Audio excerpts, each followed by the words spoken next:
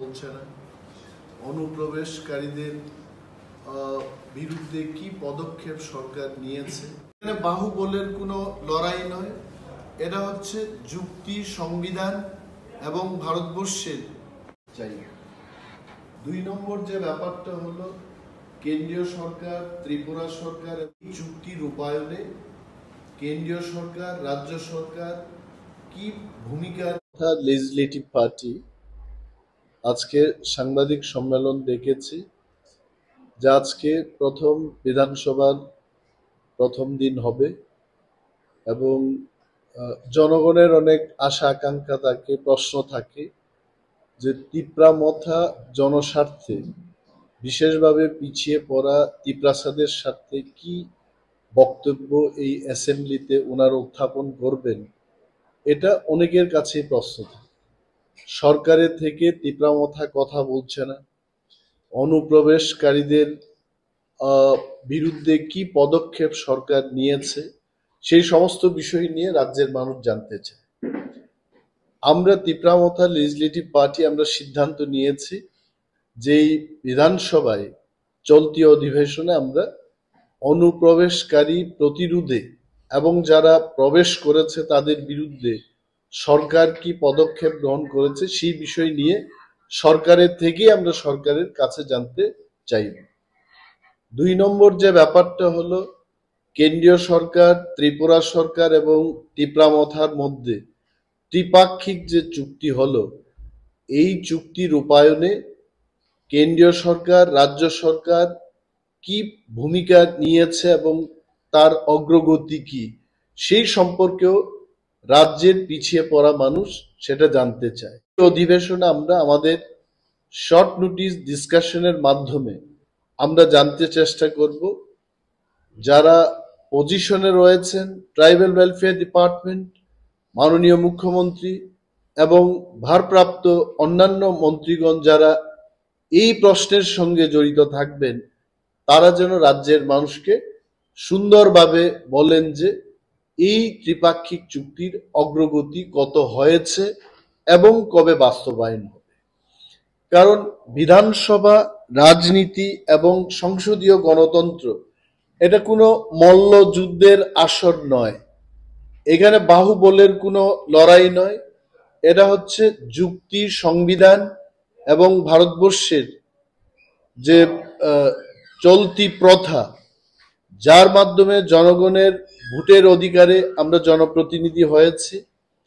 সরকারে যারা রয়েছেন সরকারের কাজ করবেন, সরকারের থেকেও সরকারের অনেক কিছু জানার আমাদের বাকি আছে এবং মানুষ জানতে চায়। আমরা যেটা প্রশ্ন করব এটা সরকারের বিরুদ্ধে নয়, কিন্তু মানুষের প্রশ্ন বিধানসভায় সরকারের থেকেও আমরা আমাদের সমগ্র সরকারের থেকে আমরা জানতে চেষ্টা করব।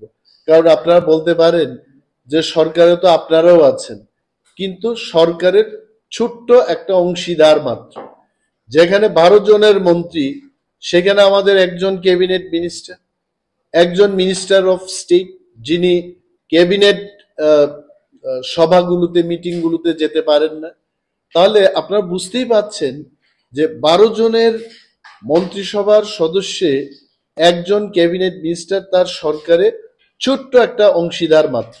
এবং সমগ্র সরকার বলতে মাননীয় মুখ্যমন্ত্রী, স্বরাষ্ট্রমন্ত্রী, rural development minister, health minister, panchayat minister, education minister, নানা যে বিষয়গুলো, এগুলো কিন্তু তিপ্রামথার মন্ত্রীর পক্ষে এই উত্তরগুলো দেওয়া সম্ভব নয়। তিপ্রামথা কি বলতে চাইবে এই চলতি অধিবেশনে? 1 নম্বর, আমি আবারও বলছি, আমাদের ইস্যু থাকবে যে অনুপ্রবেশকারীদের বিরুদ্ধে সরকার কি পদক্ষেপ গ্রহণ করেছে, এটা আমরা জানতে চাইব। 2 নম্বর যে বিষয়টা আমরা জানতে চেষ্টা করব সেটা হলো যে কেন্দ্রীয় সরকার, ত্রিপুরা সরকার এবং তিপ্রামথার মধ্যে যে ত্রিপাক্ষিক চুক্তিটা হলো, তার বাস্তবায়নে কতটুকু অগ্রগতি হয়েছে সেটা আমরা সরকারের থেকে জানতে চাই।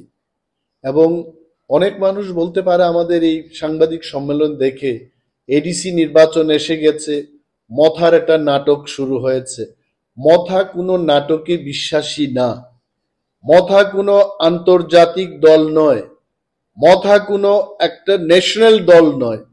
মথা এই অঞ্চলের মানুষের স্বার্থ রক্ষায় একটা কথা বলার একটা প্ল্যাটফর্ম, একটা রাজনৈতিক দল।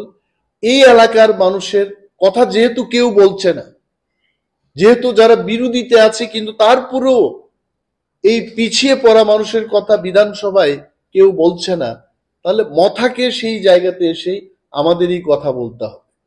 তো it is not to be misunderstood. Again, we are telling that Motha is in the government, and again Motha is talking against the government. তথ্য জানার অধিকার একজন নাগরিকেরও আছে, তথ্য জানার অধিকার একজন বিধায়কেরও আছে। তো বিধায়ক হাজার হাজার মানুষের পক্ষে সে প্রশ্ন আনতেই পারে সরকারের কাছে জানার জন্য। তো ধন্যবাদ আপনাদের, এবং এই অধিবেশনে আপনারা নিশ্চয়ই নজর রাখবেন যে আমরা কি বলতে চাই। Thank you that we are 1/12 or 1/10 of the government. So that is why we want to know from the entire government machinery.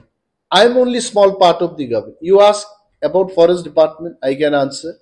You ask about science and technology, I can answer. Printing and stationery, then I can answer. 3 departments are in my mind.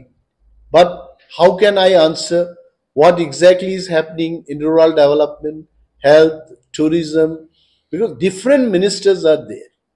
So Motha wants to know what exactly is happening in regard to all these issues.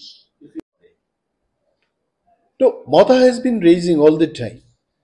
But again, I told you that this is not a wrestling stage, okay, where the muscle man will defeat another man.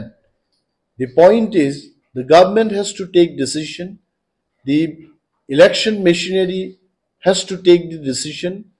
See, even I have become a representative through the electoral process only. So this process has to be initiated. And Tipra Motha or any political party cannot do that. There is a department, and the government has to give the direction. And that is why Tipra Motha is raising this point. My question was, This question you should have asked the concerned minister who's looking after of the department. I think I need not to mention. This is where Tipra Motha is raising the point that in spite of central government giving direction to the state government in regard to the infiltrators illegally who are migrating in Indian Union, they should be identified and they should be pushed back.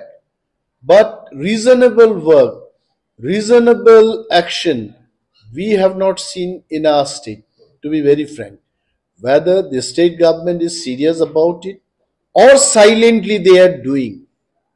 If anything, the state government is doing silently, then we should know and the people should.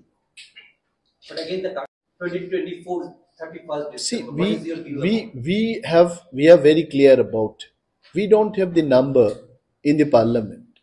We don't have any representative from our party in the parliament, either in the lower house or in the upper house. We don't have any representative. But we are of the opinion that there was real cut-off date.